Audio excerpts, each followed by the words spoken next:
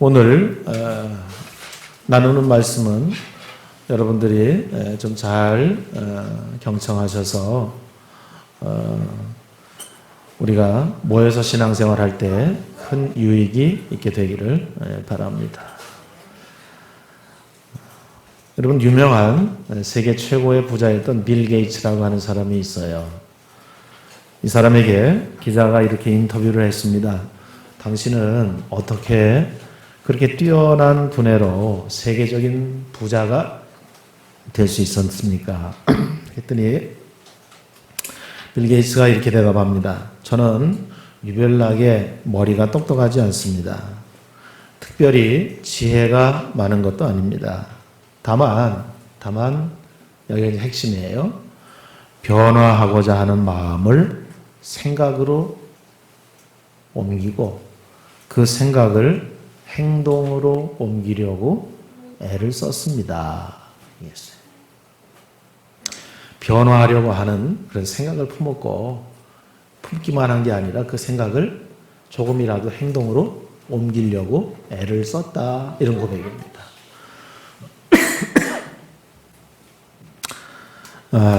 세상은 변화하고자 하는 사람의 열망에 의해서 발전을 거듭해 왔습니다. 그래서 오늘이 된 거죠. 그냥 시간이 지나서 오늘이 된 게 아니라 변화하고자 하는 사람들에 의해서, 그 갈망에 의해서, 그 수많은 시행착오의 반복을 통하여서 오늘이 만들어졌어요. 사랑하는 여러분, 물은 고이면 썩어요. 그런데 그 물이 흐르면 생명수가 되고요. 더러워진 물도 계곡을 얼마 흐르지 않아서 스스로 자정하는 능력이 있어요. 그런데 이 물이 고여 있으면 썩어요. 이게 참 희한하죠. 썩은 물도 흐르면 다시 정화가 되고 자정 능력이 생기는데 이 물이 깨끗한 물이라도 고여 있으면 그만 썩고 마는 것입니다. 여러분, 우리는 이렇게 가능성을 가지고 있는 사람이에요. 그러므로 변화를 위하여서 좀 흘러갈 수 있도록 그렇게 각자가 조금씩 노력했으면 좋겠다라고 하는 말씀을 드리고 싶어요. 이번에 추석에 추석절이 시작하자마자 9월 30일 저녁에 KBS 방송을 통해서 나훈아 씨가 자선 콘서트를 열었죠. 자기는 아무런 개런티도 받지 않고 그렇게 30곡이나 되는 노래를 쉬지 않고 열창을 했어요. 그 사람이 아마 54시죠? 74시에 74. 그런데 퇴장해서 옷 갈아입고 입장하고 하는 것도 아니고 그냥 사람들 앞에서 대강 그냥 이렇게 앞에 사람 세워놓고 그 뒤에서 셔츠를 갈아입고 또 계속해서 노래를 그냥 쉼없이 불렀어요. 그러면서 나중에 조금 얘기하는 가운데 그냥 일상적으로 살지 마세요. 그런 얘기를 했던 것 같아요. 그래서 자기는 파출소에 불려간 게 아니라 자기가 지나가다가 파출소에 들어간대요. 그래서 수고하십니다. 그리고 큰 건 아니더라도 그분들에게 위로가 될 수 있는 거 이런 거 사갖고 들어가서 수고한다고 보통 사람들이 하는 건 아니죠. 그런데 이게 일상의 틀을 깨는 거라는 거야. 일상, 매일매일 그렇게 살았던 틀을 깨본다 이거지.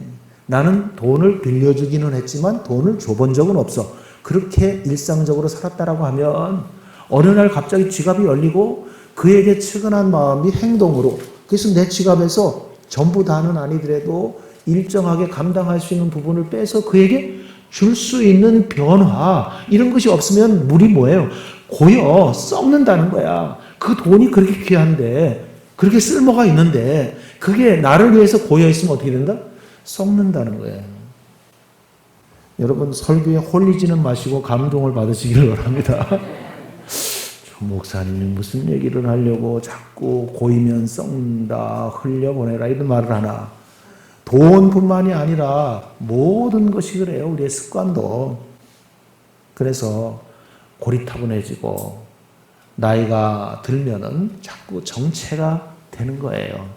자녀들에게 뜻밖의 예기치 않은 전혀 기대하지 않았던 행동이 나갔을 때 그 자녀들은 굉장한 감동을 받게 되는 겁니다. 그렇게 흐르는 것, 그렇게 진심의 이동은 사람들을 감동시키고 정말 지난주에 우리 장로님 기도했을 때 잊혀지지 않는데 하나님이 변화를 하라고 그랬더니 이것들이 변질이 돼버린 거야. 변하긴 변했어. 근데 변화는 뭐야? 이것은 굉장히 좋은 쪽으로, 긍정적인 쪽으로 바뀌는 것이고요. 변질은 뭐야? 예. 그래서 열역학 법칙에 보면은 모든 에너지는 총량이 동일한데 모든 에너지는 사용 가능한 쪽에서 사용 불가능한 쪽으로 옮겨갈 뿐이다. 이렇게 정의된 게 있어요. 연탄도 열량이 있잖아요. 근데 연탄을 떼면 열이 나죠. 그런데 다시는 그 연탄을 쓸 수가 없어요. 거기서 생긴 에너지는 대기로 방출됐겠죠. 그 에너지의 총량은 그대로 있어요. 연탄 속에 들어있거나 연탄을 떼가지고 대기로 방출됐거나 그대로 있는데 여러분 바로 그와 같은 원리. 자, 그렇기 때문에 우리 가운데 그것을 머물러 두지 마시고 이제는 흘려보내고 흘림으로써 자정도 되고 정화도 되고 주변에 그것을 보는 사람들에게 감동을 전할 수도 있는 능력과 권세 있는 하나님의 사람들이 될 수 있기를 계획하세요. 그리고 그 계획이 실행이 되었을 때 그것이 우리의 입을 열어서 간증이 되면 우리 주변에 있는 사람들에게 모든 사람이 어떤 사람에 대한 선입견이 있잖아요. 저 사람은 이래 저래라고 하는 그 이래 저래를 깨트릴 수 있는 뭐지 이건? 웬일이야? 이제는 해가 서쪽에서 뜨겠네. 그런 주인공들이 되어질 수 있기를 바랍니다. 변화하는 기회예요. 우리는 또 뭐예요? 뒷배가 있잖아요. 뒷배가 배경이 우리 하나님의 자녀라고 하는 배경이 있잖아요. 그러니까 주눅들지 마시고 힘차게 이 일들에 여러분이 반응할 수 있기를 바랍니다. 경쟁력이라고 하는 말을 한동안 많이 썼었어요. 그래서 개인도 경쟁력이 있어야 되고 나라도 경쟁력이 있어야 돼요. 경쟁력이 잃어버리면 경쟁력을 상실하면 나라도 추락하고 뒤집어지고요. 개인도 이 경쟁력을 상실하면요. 아주 품이 없고 품격 없고 무가치한 개인으로 전락해버리고 말아요. 그래서 경쟁력을 유지하기 위해서 항상 긴장을 하는 것이고 노력을 하는 것이고 수고를 하는 것이죠.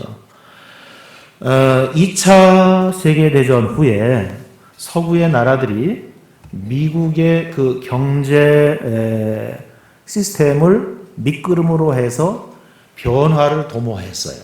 어떤 나라든지 다. 그런데 유독 그리스라고 하는 유럽의 그 독특한 자랑스러운 문화를 가지고 있는 나라 아시죠? 그리스. 그래서 그리스라고 하는 나라만이 르네상스 시대의 그 영광을 재현하고자 복고적인 생각을 했어요. 아, 옛날이야. 아, 화려한 그날이야. 이러면서 이제 자아도취에 빠져 있었습니다. 그래서 이시, 유럽 공동체죠. 이시 초기에 이시 다른 모든 국가들은 굉장한 발전을 이루고 있는 과정 가운데서 유독 그리스만 낙후됐어요. 그래서 이시 공동체 전체에 부담을 준 나라가 어느 나라입니까? 그리스예요. 그래서 그리스가 국가 부도 사태와 그런 위기를 맞이하면서 이시 경제 공동체가 전체가 어떻게 돼요? 흔들흔들 거릴 정도로 그렇게 부담을 주는 나라가 됐어요. 왜 그렇게 됐을까요? 왜 국가 부도 위기 앞에서 다른 나라들까지 휘청거리게 만들고 세계 경제를 한 나라가 휘청거리게 만들었던 때가 있었어요? 바로 앞으로 나아가는 변화에 대해서 부정적이었기 때문에. 여러분 개인도 나라도 다 마찬가지입니다. 익숙한 게 좋으시죠? 늘 그렇게 하는 게 좋으시죠? 근데 거긴 발전이 없어요. 그렇기 때문에 주 안에서 달라지시기 바랍니다. 예. 세상 안에서 달라지라는 말이 아니라 주 안에서 얼마든지 달라질 수 있길 바랍니다. 그러면 우리는 주님께 아니요 이 사람이 아니라 언제든지 예 될 수 있는 하나님의 자녀로 또 하나님의 사람들로 손색이 없게 될 줄로 믿습니다. 뭐 유명한 얘기고 다 아는 얘기지만 우리나라의 전 세계적인 유명한 기업, 다른 나라 축구장에서 축구 시합이 벌어져도 그 백그라운드, 배경에 우리 삼성 로고가 막 찍힌 광고물들이 이렇게 브라운관에 비치고 할 때 얼마나 자랑스럽습니까? 삼성, LG 막 이런 거 비칠 때. 대단한 기업이에요. 지금 너무 이 정치가 아마추어라. 이 프로페셔널한 이 기업들을 이 아마추어들이 어떻게 좀 이렇게 손을 보고 좀 이렇게 움켜쥐고 좀 통제를 하려고 그러는데 통제가 됩니까? 안 돼요. 이분들은 벌써 오래전부터 다 글로벌한 그런 마인드를 가지고 이 기업을 경영해 왔는데, 이 조그마한 나라도 이게 아마추어라, 이게 뭐 도대체 이렇게도 저렇게도 못하고 하는 일마다 막 탈이 나고 문제가 생기고 막 이런 어려움 가운데 지금 소용돌이 가운데 있단 말이에요. 그런데 그 이건희 회장이 이렇게 이제 정말 식물인간이 되어서 거의 뭐 이렇게 은둔에 빠지기 전에 다 모아놓고 했던 말, 유명한 말, 뭐 무슨 말입니까? 그분 말도 잘 못해요. 무슨 말이에요? 그 모든 임직원들에게 이건희 회장이 신조처럼 얘기한 게 있죠. 마누라 빼고는 다 바꿔라. 이 삼성의 시스템이 돌아가요. 잘 돌아가고 있어요. 세계적인 기업이에요. 근데 이렇게 가서는 몇 년 못 가는 거예요. 이렇게 가서는 지금 이 반도체의 성공을 축배를 들고 이것이 좋다, 여기가 좋사원 이러면 수년 만에 이제 다 잡아먹히고 따라잡히고 망하는 거예요. 그러니까 지금 안도하면 안 된다. 세계적이라고 하는 것은 항상 바뀌는 거예요. 항상. 잠깐 서 있으면 어떻게 돼요? 중국이 따라오고 대만이 따라오고 뭐 이 시장이 항상 내가 패권을 쥐고 있을 수가 없죠. 그래서 한 유명한 말이 자기 마누라 외에는 다 바꿔라. 그랬는데 그 이건희의 신조가 임직원들에게 먹혀서 삼성이 그래도 위태위태하지만 오늘날도 버티고 있는 거고 대한민국 경제를 이끌고 있는데, 그 임직원들 중에서는 이건희 회장의 말보다 조금 더 나가서 마누라까지 바꾼 사람들도 있죠. 누군지는 모르겠는데, 변화를 거부하는 개인이나 국가는 반드시 패배한다라고 하는 것이 그냥 역사의 교훈이에요. 선두에 설 수가 없습니다. 이끌고 나갈 수가 없습니다. 누가 이 코로나라고 하는 이 코비드, 이 재난이 2020년에 새해 벽두부터 우리를 공격하고 이렇게 우리를 움츠리게 하고 우리를 이렇게 피폐하게 하고 우리를 이렇게 지치게 힘들게 할 줄 누가 알았어요? 네? 그런데 벌써 이 1년이 거의 막 차가는 참 큰일이죠. 그런데 이런 일이 벌어졌어요. 그러면 이제 적응을 하고 바뀌어야 됩니다. 그냥 꼭꼭 숨어가지고 뭔가 이렇게 내가 수동적인 자세로만 갈 수 없잖아요. 그래서 지금 실로 그 여러 가지 그 디지털 기술들이 있기 때문에 그런 기술들이 이제는 교회 안에도 들어와서 그 영상으로 신방하는 일도 있어요. 영상으로. 그런데 문제는 뭐냐면 교회가 디지털 기술이 이만큼 돼도 그 반대편에 있는 성도들이 변화되지 않고, 몰라요. 나는 문자도 못해요. 나는 그냥 오는 전화만 받아요.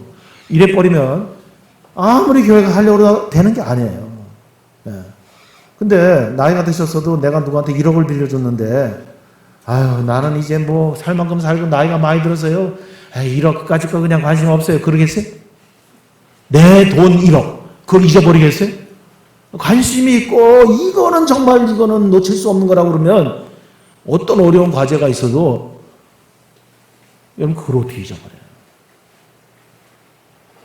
우리 어머니가 지금 이제 뭐 90이 가까운 나이에 이제 암으로 지금 마지막 말기 암으로 좀 고생하시는데, 그래도 이 멘탈이 강해요. 이 정신력이 대단해요. 그래가지고 자기가 필요한 모든 전화번호는 절대 뭐 단축키로 누르는 법이 없어요.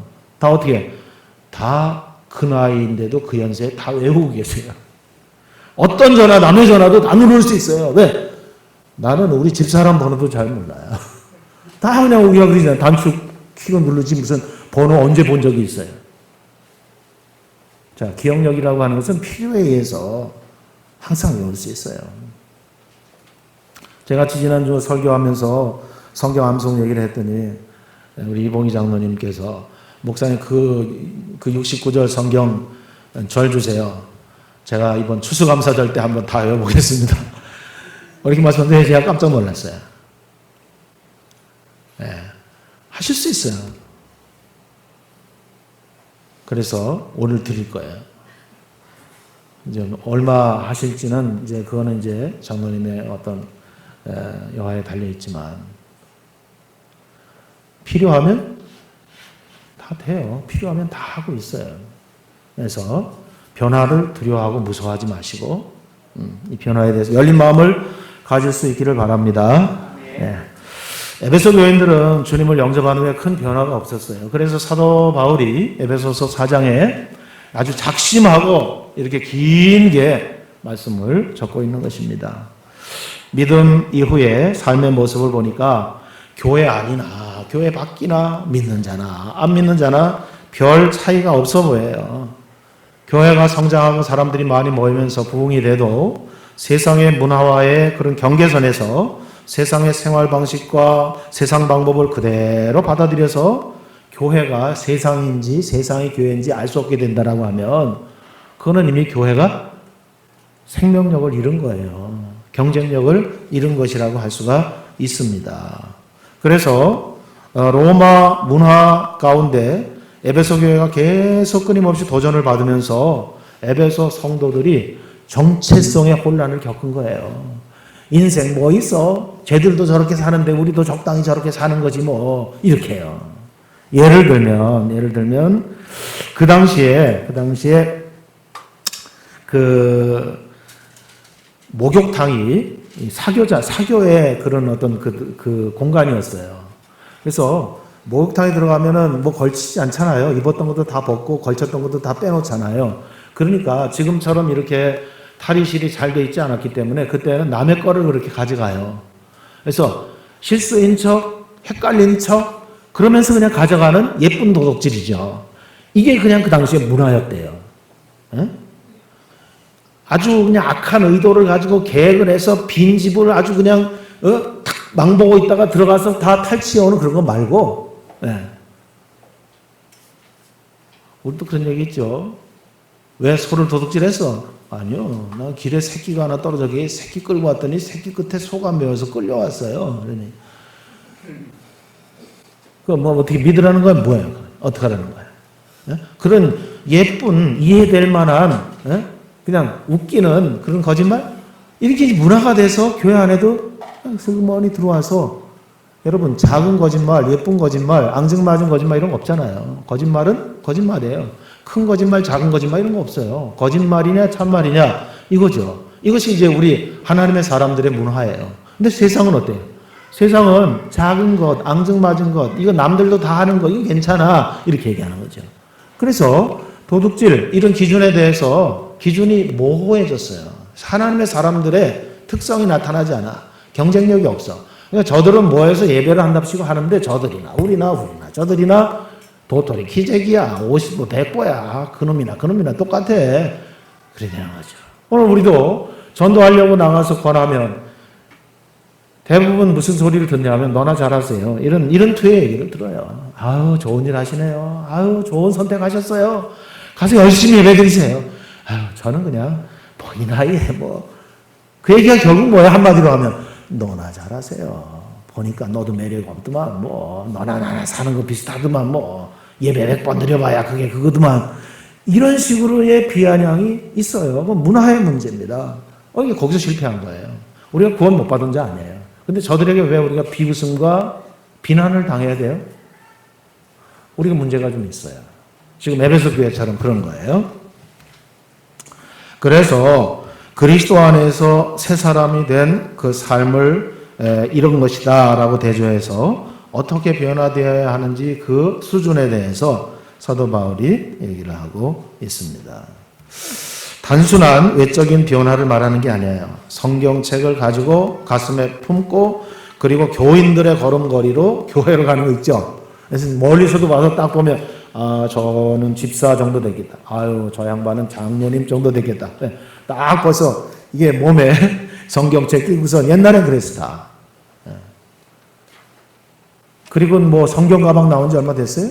네, 성경 가방 딱 들고서 가면 저 양반은 권사쯤 됐겠구나. 뭐 이런 얘기 세상 사람들이 더 했어요.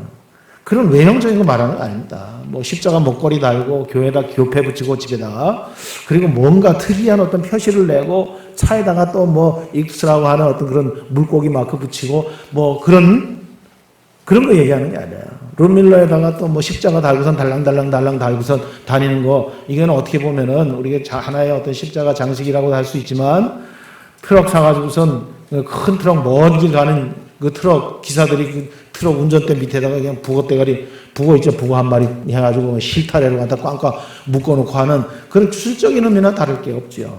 그런 거 아닙니다. 그런 외적인 그런 변화를 뜻하는 것이 아니라 생활 습관의 변화의 수준이 아니에요.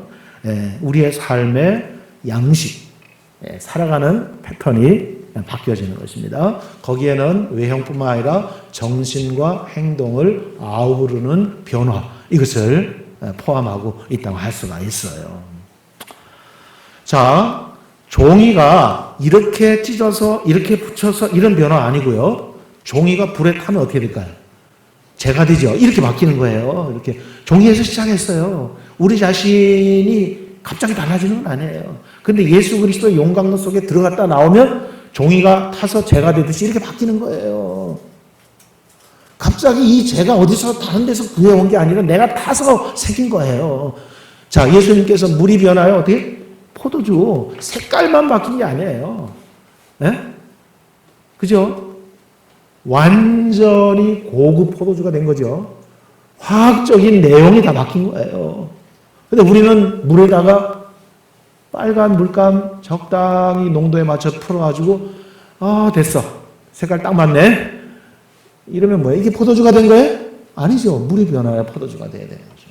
그거를 요구하시는 거예요. 그러려고 하면 외형적인 거, 교회 가는 습관, 교패가 우리 현관문에 붙어 있는 거, 그 다음에 어디 가서 내가 교회에 무슨 어떤 직분자고 내가 교회를 몇 년 다녔고 이런 거 다른 사람들이 알아주는 거 아무 소용없어요. 내가 바뀌어야 돼요. 어떻게? 종이가 타서 재가 되듯이 물이 변하여 포도주가 되듯이 그렇게 바뀌게 됩니다. 이것이 양식이 바뀐 거고 그 화학 변화를 일으킨 거예요. 그러면 그 변화된 포도주를 마시는 사람들의 감동이라고 하는 것은 성경에서 봤죠? 사람들이 좋은 포도주를 먼저 대접하고 취한 후에 질 낮은 포도주를 대접하여 그냥 취하게 만드는데 어찌하여 이 집은 낮은 포도주를 먼저 대접하고 그리고 취했는데 이렇게 귀하고 좋은 포도주를 내왔느냐라고 마시는 사람들이 놀랬다는 거예요.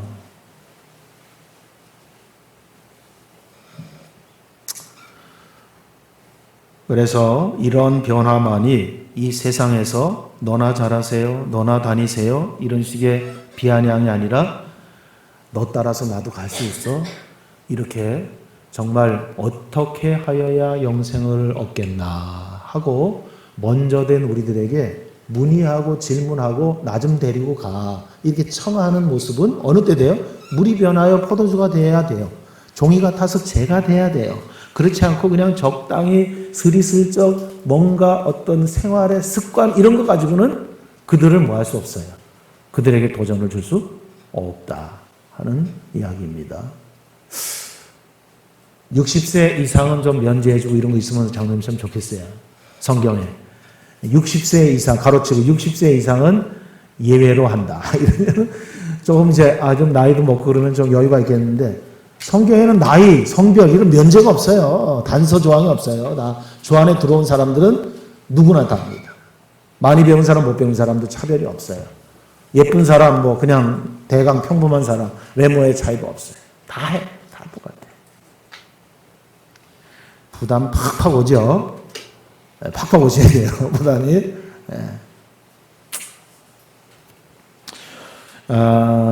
우리 교회도 이제 3월 30일 날 시작을 해서 지난 3월 30일이 3년이 됐고 3년이 지나서 몇 개월이 됐어요. 그러니까 적지 않은 시간이 흘렀어요. 그러다 보니까 우리에게도 매너리즘이라는 게 올 수 있고요. 우리를 바라보는 사람들도 신선했다가 에휴 그저 그런 교회지 뭐 똑같은 또 하나의 교회네. 저는 이 말이 너무 무서워요. 또 하나의 교회, 또 하나의 교회. 많은 교회들 가운데 그냥 또 하나의 교회가 세워졌어. 이렇게 될까 봐. 그래서 또 하나의 교회가 아니라 뚜렷한 변화가 있는 교회, 많이 모이진 않지만 각자에게 일당백의 권세가 있는 교회, 그러려고 하면 뭐예요? 변화가 있어야 돼요. 그러려고 하면 종이 같은 내 삶이 타서 죄가 되고 물 같은 내 삶이 주님의 능력으로 포도주로 바뀌고 색깔만 바뀌어서 그를 속이고 그가 한 모금 마셨을 때 퇴퇴 뱉어버리고 에이 이거 뭐야 이거 장난쳤잖아 이렇게 되면 안 되죠. 마시면 마실수록 더욱더 신뢰가 가는 그런 모습으로 되어져야 하리라 그렇게 믿습니다. 오늘 한국 교회가 변화에 시급한 필요성이 벌써부터 있지요. 한국 교회 급성장으로 지금 성도의 숫자가 이루 말할 수 없어요. 성도의 삶이 그런데 너무 구태의연한 거예요. 우리를 포함해서. 여러분 이 나라를 어떤 위정자, 어떤 정치인에게 맡기면 이 나라가 풍요로울까요? 우리는 지금까지 경험해 봤어요. 우파, 좌파, 보수, 진보 할 거 없이 여러 정치인들이 대통령으로 나라를 다스려 봤어요. 근데 다 그 사람이 그 사람이에요. 다 당리당략과 자기의 정치적인 어떤 입지와 이익을 위해서만 했지 국민을 위해서 그렇게 일한 사람을 찾아보기 참 힘들어요. 부분적으로는 있다 할지라도 그들에게 맡길 수가 없어요. 경제는 성장을 멈추고 부정부패는 다양하게 변질돼 가지고 모양을 바꾸면서도 사라지질 않아요. 우리나라 청정국가 아닙니다. 전처럼 무식하게 뇌물을 안 받아서 그렇지 그때보다 더 교묘하고 약삭 빠르고 교활하게 뇌물을 챙겨요. 없어진 거 아닙니다. 다 있어요. 그들에게 우리는 기대할 수가 없어요. 여러 가지 통일 시도가 있지만 분단의 벽은 거착화되어져 가고 핵의 위협은 부인할 수 없는 실체로서 쌍십절 어제죠. 북한에서 행사를 하면서 어마어마한 ICBM을 몰고 나왔죠. 쏘지는 않았지만 그 외형을 보면 얼마만큼 날아갈 수 있는지 얼마만큼 탄두를 장착할 수 있는지 전문가들은 다 가늠할 수 있는 거예요. 대륙간 탄도 미사일입니다. 태평양을 넘어서 가려고 하면 하늘 지붕인 이 대기권을 뚫고 나갔다가 대기권 안에서 다시 진입을 해가지고야 다른 대륙으로 떨어질 수 있으니까 그 기술이 엄청난 건데 그런데 북한의 많은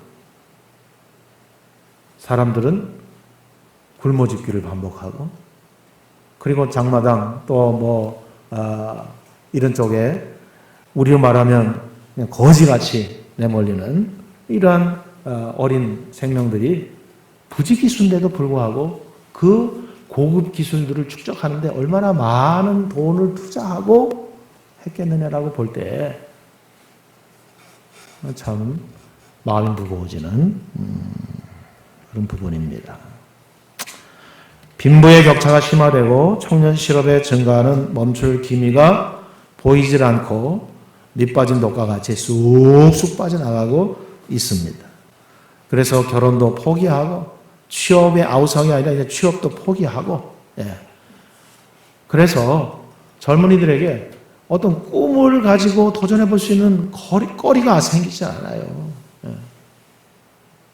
큰일 난 다음 세대를 얘기하지만 참 지독히 어려운 이런 시대를 매일 일상을 맞이하고 있습니다. 그런데도 불구하고 여러분 오늘 교회가 정말 이렇게 많은데 성도들의 수가 이렇게 많은데 주님의 은혜로 구원받은 인생들이 이렇게 많은데 우리 교회 때문에 사회에, 주변에, 이웃에 밝아지는 모습들이 도무지 발견되지가 않는다라고 하면 우리의 믿는다라고 하는 실체는 뭔가 싶어요. 우리 교회 때문에 우리 동네에 거짓과 부정이 일상이던 동네에 더 이상 거짓과 부정을 일상으로 삼을 수 없는 어떤 도전거리가 오늘 우리들로부터 나와야 되는데, 우리가 말하자면 영적인 헌병이에요, 헌병. 그런데 헌병 하이반 딱 쓰고 말이죠. 눈 딱 가리고, 제가 헌병 출신이거든요. 거기에 이렇게 내리 깔고 번쩍번쩍 다니면 겁나게 무섭거든요, 군인들은. 우리가 헌병이야. 근데 우리가 다녀도 사람들이 쳐다도 안 보고 의식도 안 해.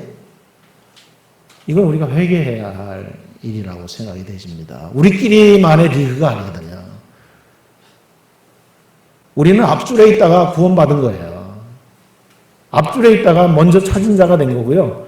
우리가 앞줄에 서 있는 관계로 밀려서 바로 뒷줄에서 지금 다음 순서를 기다리고 있는 영혼들이 있잖아요. 그럼 먼저 된 자로서 나중된 그들에게 대한 책임이 있어요. 그런데 그들이 순서를 기다리고 있는데 우리가 꼴을 보니까 영 뭐 똑같아.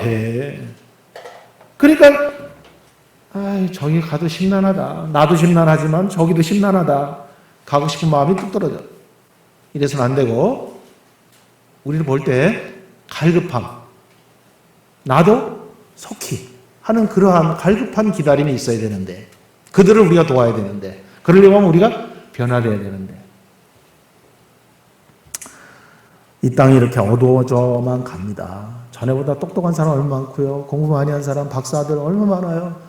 이 땅에 또 정말 노래방이 생기니까 노래 잘하는 사람들이 이렇게 많은 줄 몰랐어요. 다 가수야.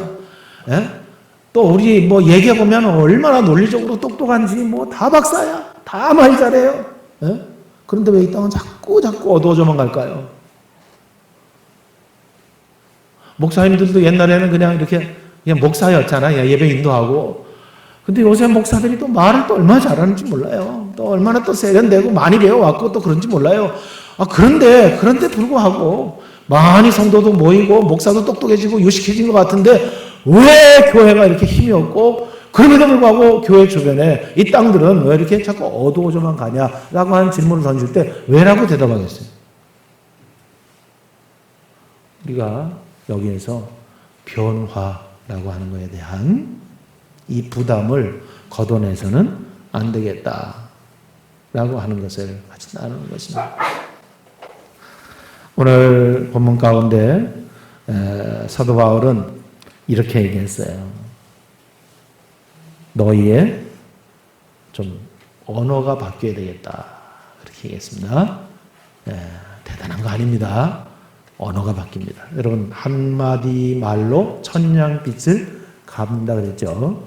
말 한마디로 사람이 죽을 수도 있고 말 한마디로 사람이 용기백배해서 살 수도 있죠. 언어 중요합니다. 우리의 속에 있는 걸 끄집어내는 최후의 그 방편은 언어입니다. 언어, 말. 그래서 사도 바울은 그리스도인의 삶의 양식의 변화, 삶의 양식의 변화는 언어에서 이루어져야 된다. 이렇게 얘기해요. 그래서 언어 변화에 대한 내용이 오늘 읽은 본문 가운데 많죠. 거짓말을 하지 마라. 더러운 말을 버리라.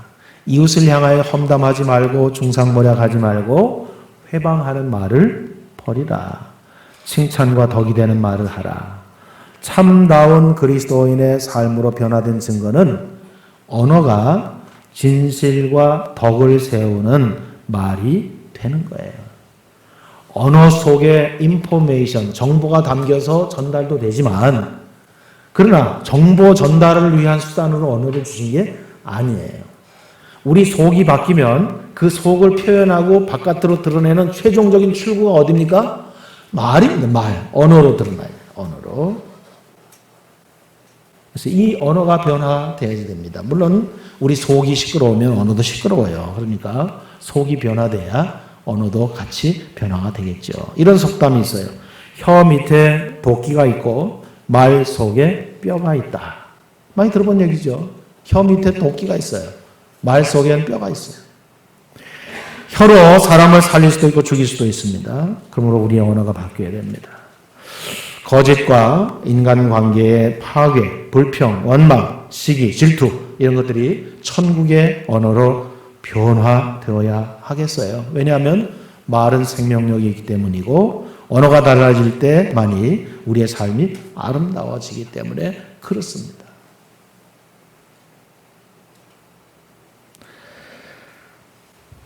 오늘 크게 사도 바울이 얘기하는 두 번째 내용은 이런 거예요. 좀 다 살아있음으로 감정이 있지만 여러분의 감정을 잘 통제하고 다스릴 수 있는 변화가 필요합니다. 어떤 사람은 실컷 화내놓고 그 뒤에 하는 말이 걸작이에요. 여러분도 들어보셨죠? 나는 그래도 그 다음 말은 뭐야? 뒤끝은 없어. 이런 거죠. 돌멩이 풀섭에 던져서 갑자기 날아온 돌멩이에 아버지 개구리가 머리를 맞고 뇌출혈로 뇌진탕으로 병원에 입원해서 수술받고 죽었어. 그랬더니 돌 던진 자가 하는 말이 뭐야? 나는 너 맞으라고 던진 것 아니고 네가 거기 있는 줄도 몰랐는데. 여러분, 우리의 이 감정이라고 하는 것이 지금 말씀드린 돌과 같아요. 그래서 불을 지를 수도 있고 충격을 가해서 머리를 깨트릴 수도 있고 그런데 뒤끝이 없으면 다고 너가 거기에 있는 줄 몰랐다고 하면 다 면책이 됩니까? 그렇지 않다라고 하는 것입니다. 우리가 성숙하다, 주 안에서 우리가 성숙하다, 익었다, 맛이 들었다 라고 하는 그 증거와 열매가 뭡니까? 바로 우리의 있는 이 감정에 끌려다니지 않고 이 감정을 뭐 할 수 있어야 됩니까? 컨트롤할 수 있어야 됩니다. 화나지 않는 사람이 어디 있어요?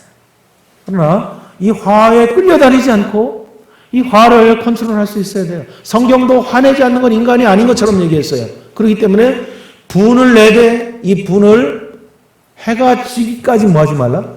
품지 말라. 분이 나는 거예요. 그러나 삭히라는 거예요. 다음 날로 넘기지 말라는 거예요. 그런데 불구하고 우리는 어느 정도냐 하면 화가 발생하면 그 화가 기죽지 않도록 다 발현되도록 펌프질하고 부채질하고 더 불을 키워. 그리고 이 불이 잦아질 것 같으면 어느 날 한가한 시간에 그때의 그 열받았던 썩났던 그 감정들을 다시 소환해 끄집어내. 그래가지고 그 옛날 고리짝의 것을 다시 묵상해. 주님의 말씀이나 묵상하세요. 왜? 그거 다 없어진 그거 갖다 묵상해서 스스로 또 기분이 나빠져. 그 스스로 또 원수를 맺을 사람을 또 만들어. 이런 일들을 얼마나 많이 하는지 몰라요. 비생산적인 일이죠. 하지 말아야 할 일이죠. 여러분, 성숙했다는 것은 서울대를 나오고 서울대학에 박사학위를 받고 이런 게 아닙니다. 더 학위를 따려고 하지 마세요. 더 고급 학교 졸업하려고 하지 마세요. 지금 있는 그대로. 그러나 익어야 돼요. 익어야 돼요.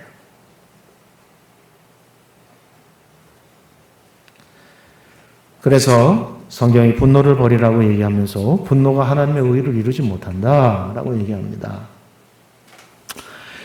개인의 절제의 상태를 무너뜨리고 이웃에게 상처를 주고 모든 관계를 파괴하기 때문이에요. 분노는 성도의 삶에서 사라져야 될 요소입니다. 급한 분노를 버리고 하나님이 기뻐하시는 마음을 가질 수 있기를 바라고요. 그리스도의 마음을 품고 살기를 바라고 성령의 인도를 따라서 우리의 감정이 순화되고 훈련되고 연습될 수 있기를 바랍니다. 유대인들은 사람을 평가하는 세 가지 기준이 있다 그래요.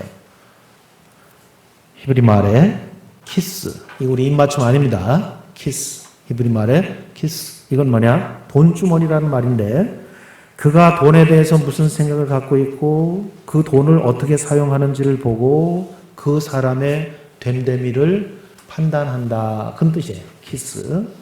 그 다음에 코스 있습니다. 코스. 이건 술잔이라는 말인데 술잔은 그가 술 마시고 난 후에 술 마시는 과정 중에 모습을 보면서 그 사람을 알아보는 거예요. 그 다음에 카스 있습니다. 이 맥주 이름 아닙니다. 이 카스는 뭐냐면 분노입니다. 마지막에. 처음에 뭐라 해요? 키스는 뭐라 그랬어요? 돈주머니. 돈을 어떻게 관리하는지. 그 다음 코스. 이건 뭐예요? 술 마시는 술버릇. 그 다음 카스. 이건 뭐예요? 분노. 자기 분노를 어떻게 조절하고 통제하는지. 이 세 가지. 키스, 카스, 코스. 이 키스, 코스, 카스 이 세 가지를 가지고 사람을 분별한다고 얘기를 하는 것입니다. 어느 게 제일 의미심장합니까? 바로 맨 마지막에 분노에 대해서 어떻게 반응하고 그 분노를 어떻게 통제하고 그 분노에 대해서 어떻게 처리하는가 하는 거에 대해서 사람들이 유심히 본다는 거예요. 분노 안 날 수 없어요. 근데 이 분노를 어떻게 처리하냐에 따라서 그 사람의 품격이 달라지는 거죠. 분노에 휩싸이지 않도록 감정에 이끌리지 말고 그리스도의 마음으로 그 빈 곳을 채워가야 할 것입니다. 그래서 성령의 지배를 받으십시오. 성령을 근심하게 하지 말고 기쁘시게 하십시오. 성령이 하나 되게 하신 것을 힘써 지키세요. 이렇게 성경이 계속해서 권면하고 말씀하고 있습니다. 이웃을 위하라는 말이 우리의 변화의 마지막 카테고리라고 할 수가 있어요. 바울은 도둑질하지 말고 성실하게 땀 흘려야 한다고 말합니다.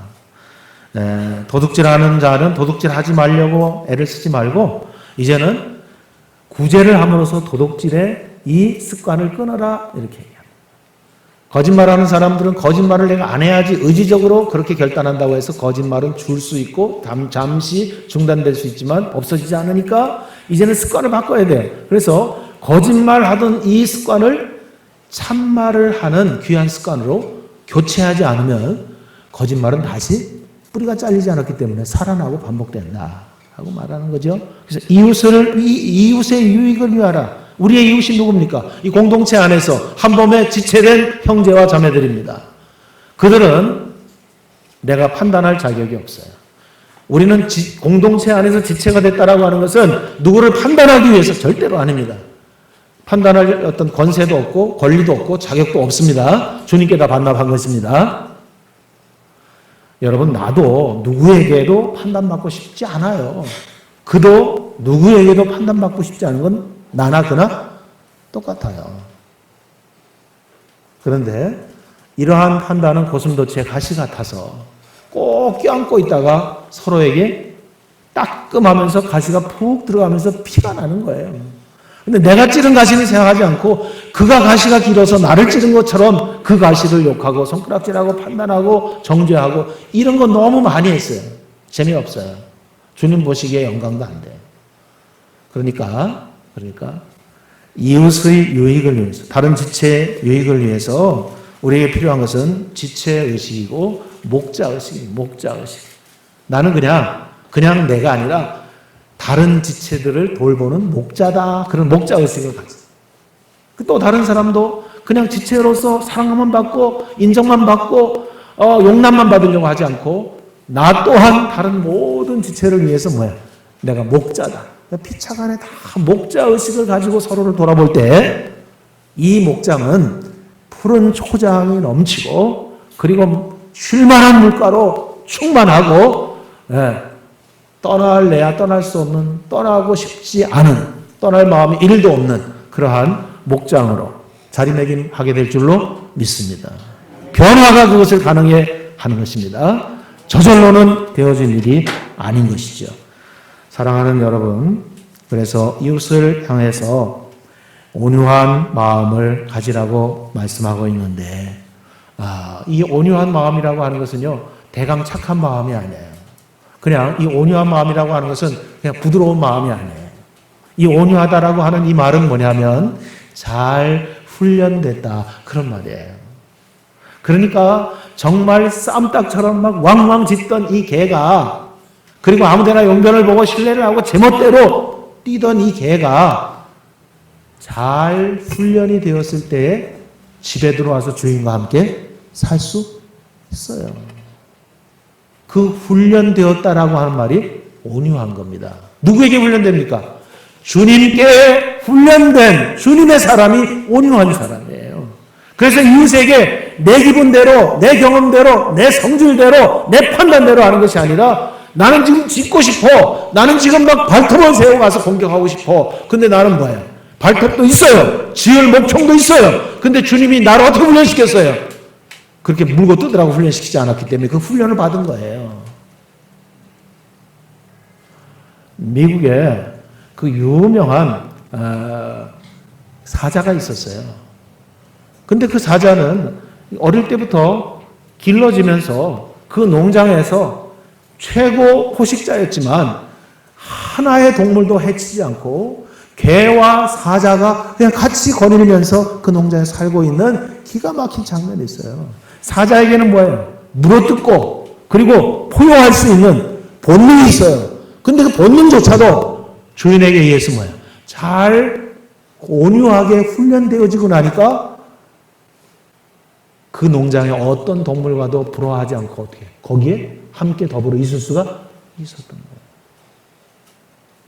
여러분들 보니까 참 온유하신 것 같은데 다 성깔은 있으신 것 같아요. 근데 그 성깔이 있는데 지렁이도 밟으면 굽더라는데 말이라고 해요. 근데 그 성깔이 어떻게 됐어요? 우리 주님에 의해서 다스려지고 그 다스림을 기꺼이 행복하게 받는 거야. 그게 뭐야? 온유한 자예요. 사랑하는 여러분, 부자 되세요는 김정은이 여배우한테 들으시고 제 말 똑똑히 들으세요. 우리는 온유한 사람이 됩시다. 기도하겠습니다.